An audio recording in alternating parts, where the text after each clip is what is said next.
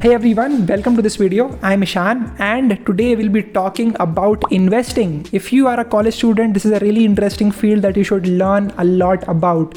You should start investing when you are 18, 19, as soon as you can, right? That's what I have heard other people say. We'll talk about how to get started with investing. What are the tools that you need to use? What are the things that you need to keep in mind? Where can you invest? All of these things we'll be covering. थोड़ा सा बड़ा video होगा, but make sure that you watch this video completely. If you have some pen and paper lying around, थोड़े से notes भी कर लेना. Like if you think something is important, just note it down. Misinformation नहीं होना चाहिए. That's the worst thing that can happen. Please watch this video properly, understand everything that I'm saying, and then you can get started with investing. So first of all, let's talk about who am I to talk about this. Who am I? What have I done that I'm talking about this topic on this channel? I'm a 19-year-old. Okay, I recently started investing when back in September of 2020, and I invest in mutual funds. I invest in normal stocks, and I'll just be talking about my experience and a few things that I have learned. I have read some books, of the most popular investors out there. I have watched a lot of videos from CAs and all that. So I am just speaking from that experience, right? Now my experience can be limited. You can have different experiences. You can have different perspectives. That is completely respectable. You don't need to do exactly what I'm telling you to do, but just understand this is what I feel a college student should be doing. Make sure that you hit that like button before we get started. But now that you've done that, let's continue. All right, with that said, let's first of all talk about why should you be investing. Now, I have made a video in which I talk about why you should be making money as a college student. Take a look at that video if you are interested. But basically, I just talk about this concept of compounding, right? It's really interesting. Basically, the thing is this: if you invest 100 rupees when you are at the age of maybe 20, by the time you retire at the age of, let's say, 60 years, in the span of 40 years, that 100 rupees actually ends up becoming around 450 times its current value, right? So 450 times what it is currently worth. If you take into account about 10% interest rate compounding over 40 years, that's what you end up getting. That is a huge number. And exactly if you do the same thing when you are at the age of 25, you have 35 years left. That will only amount to about 300 times, right? It is an amazing way for you to grow your wealth that you have over a span of time. And let's talk about a few things to do before you start investing. First of all, you need to have some sort of a security fund. Okay, now I have talked with Gaurang Sangvi sir, also known as Ask That Finance Guy on Instagram, and he says that you need to make sure that you have this security fund with you, right? First priority should be to grow this security fund. How much this should be? This should be about 6 months of your current monthly income, right? So just make sure that you have at least that much amount in your bank account before going out to invest anywhere. Life is uncertain. We don't know what might happen tomorrow. So just make sure that you have that security fund with you. The next step is to clear your debt first of all, right? So if you're a college student, the biggest thing that you can do is to pay your own college fees. If you are doing freelancing, if you are getting to do some internship, whatever you're able to earn, you should always try to clear this fees that you have, that you are paying to the colleges. Make sure that you pay off the debt first of all before doing anything else, right? That's the most important part. You should always clear your debt first, and then once you have paid your college fees, once you have the security fund with you, now the next step would be to ask yourself a few questions. Number one question is, how much risk can you actually take? What is your risk appetite? The next question to ask yourself is, what is your patience level? Are you patient enough, or do you get influenced by hearing from the news or from hearing from your relatives or from your friends that what is the best investment to make? If that is the case, then you should probably not invest into more risky assets, because it's really important that you use your own brain. The next question to ask yourself is, can you invest for the long term, right? Do you have this capacity to delay the gratification and to just wait patiently for the time to pass and the compounding to take its effect? You need to ask these questions to yourself before you do anything else, right? Once you have asked yourself these questions, now let's talk about the types of investments. Where can you actually invest? I have written some notes over here, so I'm referring to that if you're wondering. But anyways, where all can you actually invest, right? So let's talk about this. First of all, let's talk about the most secure ones, and then we'll go to the more risky ones. The first thing that you can do is that you can get yourself like a fixed deposit, right? Many people say that you should get yourself a fixed deposit from your first income, or you should only invest in very secure assets. I don't really believe that. I have different mentality. I believe that this is the time that you can take massive risk, and if things don't work out, you would still be having a lot of time to start earning money again, right? So it's important that you understand that. But yeah, that's just my own personal point of view. You can have different perspective. It's completely all right. The next investment that you can make would be gold, right? Gold is seen as having a store of value. That's what people always resort to whenever there is some recession, whenever a lot of people see that the market is tumbling, and they always go and invest as much as they can into gold. That's one thing that you can invest into. The next part is mutual funds and index funds, and then we have stocks, right? And then we also have Bitcoin. Now that is something that we'll talk about in this complete video, how to invest in all of these things. Where do you actually get started? Make sure that you hit that like button before we get started. But now that you've done that, let's continue. Now there are two methods that you can invest. There is something called as passive investing. Then you have active investing, in which you are actively studying all of the businesses. You're putting in a lot of time, you are reading their balance sheets, and then you're making a calculated estimation or calculated guess that you should bet onto this company. That is called as active investing. If you have the time, go ahead with it. If you want to read some books to know more about it, there's an amazing book that is called as One Up on Wall Street by Peter Lynch. Another book is Dhando Investor by Mohnish Pabrai.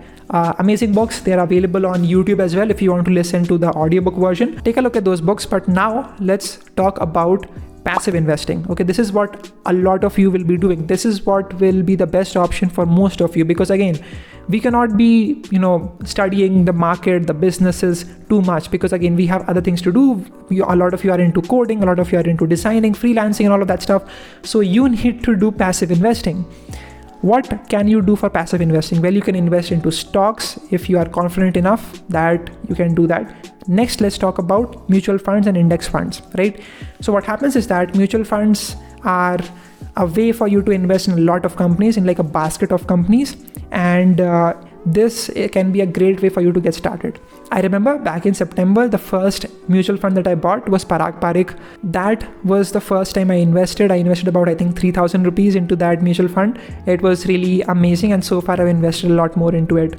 But yeah, that's what you can do. You can start investing with mutual funds if you are in college, if you don't know anything about the markets, if you don't want to spend the time to study about them, then find great mutual funds. Okay, but there's one really interesting thing.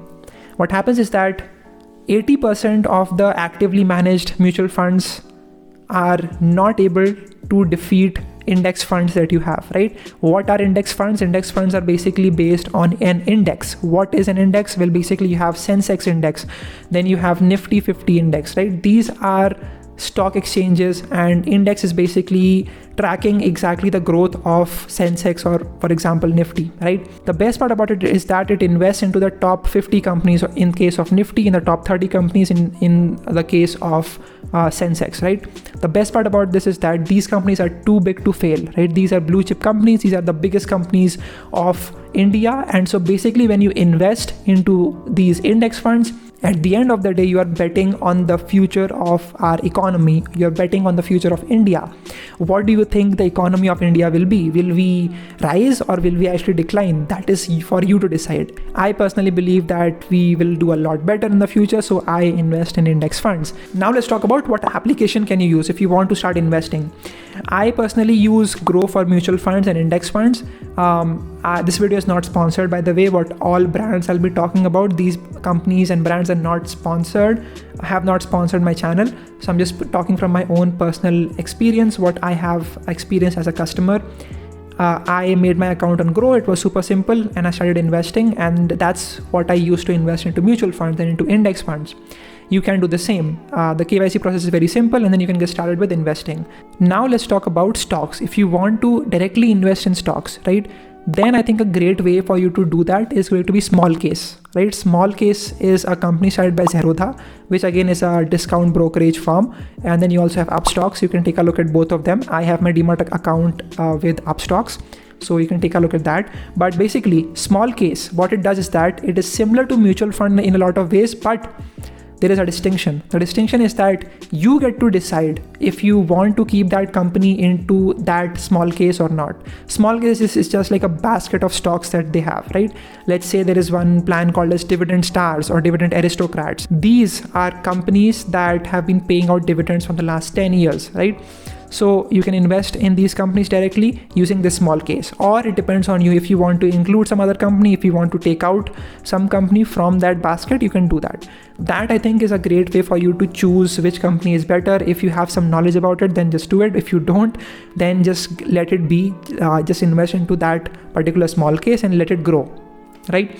So that's what you can do. You can use small case. I think that's a great way for you to start investing. There are multiple small cases available based on your risk appetite, based on what theme you want to choose. Let's say in the future you think that the technology sector is going to boom in India. If you think that, then you can invest into the technology small cases that they have. And it depends on you. Whichever field you think is going to be blow up in the next few years, then you can start investing into that as well. So that is what I would say. Start investing in index funds, start investing in mutual funds, or if you want to take a little bit more risk, then you can start by investing into these small cases. Okay, take a look at all of these. Link would be in the description. These are not sponsored. That's just what I feel you should go after. Now, another thing to understand is that you can start investing into SIPs, right? So what is an SIP? Well, basically you can think of it like this. Every single month you'll invest some amount into that asset. That can be a stock, that can be like a mutual fund, that can be an index fund. And so you can just start investing over there, and over the term you would have invested a lot of money. Just do that. It automatically deducts your amount from the bank, and that's a great way for you to just make sure that whatever income you have, first of all the income goes off to the SIP, to the investment that you're doing, and then you get the remaining portion. Now, what happens when you invest into an SIP? You do something called as dollar cost averaging. People have this question that how can I time the market? How can I find that perfect time when the market is at a low and I can invest over there and I can reap the rewards afterwards when it goes up? Now, the answer to that question is that you cannot predict where the market goes, right? You just don't have the information. You're not like some Warren Buffett or something, right? So just make sure that you do something called as an SIP, and this is called as dollar cost averaging. What this means is that it doesn't matter what the situation is of the stock market. You just invest every single month and it averages out, right? So let's say you invest when the market is high, you invested. Let's say the market is low, you invested. Let's say the market is normal, then you invested over there as well. What it does is that it averages out all the profits and the losses that you might have, and it gives you a steady rate of return. Okay, just keep this one thing in mind. One more thing to keep in mind is that these index funds charge very low fees. They charge about 0.1%, I think, which is amazing. If you take a look at some actively managed funds, they will be charging you a lot more. They'll be charging you fees depending on how big the mutual fund is, how big the AUM is, asset under management. It ranges between 0.5 to 1.5 as well percent actually of your total gains that you have. So yeah, that's just something to keep in mind. And it's really important that you understand these terms: exit load, P by E ratio. If you want to know more about it, watch the videos of Rachna ma'am. She makes some amazing videos on stock market. Her videos on stock market is what I use to learn about all of these things. So take a look at that. Another YouTuber that you can follow is going to be Pranjal Kamra from Phenology. He makes some amazing videos as well. So just search up on YouTube. You'll get some amazing videos and you'll get to learn a lot. So yeah, that's what you can do. If you want to talk about Bitcoin, let's talk about that. So Bitcoin is really risky right now, right? Because it is a lot more volatile. And if you get influenced by the daily fluctuations of an asset, then you should really not be investing into Bitcoin, because the way it works is that, let's say in the morning it is at 30 lakh rupees. Tomorrow or by tonight it can be like 23 lakh rupees. And that fluctuation can literally just play with your brain in a way that you can be like, oh my god, my money just got reduced by 10% or 20% in just one day. I want to get out of this. So yeah, I mean, if you can put in the money and you can just forget about it, then go ahead with Bitcoin. I would say that you need to research a lot about what Bitcoin is, what are altcoins, how can you invest in them. I personally use this application called as WazirX. Okay, this is a platform. It is like a crypto exchange of India where you can invest into these cryptocurrencies and you can buy and sell, and that is what I use, right? If you want to use that, again, I'll be having the link to it in the description. Take a look at that. Basically, you can just invest a particular sum of your money into WazirX, and that way you can start buying all of those cryptos that you are interested into. I would recommend you to only get Bitcoin or Ethereum. I personally invest into Ethereum and Bitcoin at about a ratio of 3:1. But make sure that you research properly about it. Don't listen the news, don't listen to what I am saying. Watch some videos that are from people that actually know what cryptocurrencies are and how they work. Read some books. You can also read the white paper of Bitcoin and Ethereum. You will get to learn a few things from over there as well. But just keep this one thing in mind. If you're investing into Bitcoin, it can have a huge gain for you. And if the volatility bothers you, you should not invest into Bitcoin. Now you can also start investing directly into US companies. How can you do that? Well, basically, you can get this application called as Vested. Okay, that's what I have recently started using. And with that application, you can start investing into US stocks. It is very simple process. Just do your KYC verification and once that is completed, you can start by even buying fractional shares, right? That's really interesting. So you can get the share of Tesla, you can get Apple, whatever companies you are a fan of, you can buy their shares. Again, link would be in the description. But yeah, I mean, that's just what I want to talk about. These are the ways that you can start investing whatever money you are earning right now. I know it might not be like a lot of money, but whatever you do have, I think you should definitely start investing that. But yeah, one more thing to keep in mind is that yes, these things are risky, but make sure that you research about them properly, right? I like to read a lot of books. I like to, just watch a lot of videos from people that actually know stuff. And that's how I got better with it. If you want to know a little bit more about Bitcoin, I have some videos linked in the description. Just have a look at them. I can make a separate video talking about Bitcoin. Let me know if you wanted to see that in the comment section down below. Make sure that you hit that like button. A few more things to keep in mind is how taxes work. Learn about what taxes are. Learn about the fees that these mutual funds and index funds charge you, and learn about what is LTCG, long-term capital gains, what are short-term capital gains. And one more thing that you might be thinking is should I do day trading? Okay, now I personally don't do that because I don't have the time and I don't have the power to keep thinking about where should I invest, where should I take out. I don't do any of that stuff. I invest for the long term, and that's what you should be doing if you are in college or if you're like a student.